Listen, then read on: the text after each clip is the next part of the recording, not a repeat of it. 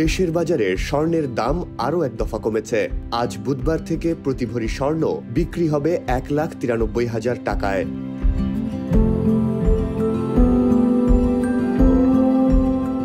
Bangladesh jewellers সমিতি গতকাল এক সভায় এই সিদ্ধান্ত নেয় বলে এক সংবাদ বিজ্ঞপ্তিতে জানানো হয়। গত 22 অক্টোবর দেশের বাজারে প্রতি ভরি স্বর্ণের দাম ছিল রেকর্ড 2,08,000 টাকা। 26 অক্টোবর তা কমে দাঁড়ায় 2,07,000 টাকা এবং 27 অক্টোবর আরও কমে 2,04,000 টাকায় নেমে আসে। সর্বশেষ গতকাল 28 অক্টোবর তা আরও কমিয়ে 1,93,000 টাকা করা হয়, যা আজ থেকে কার্যকর হবে।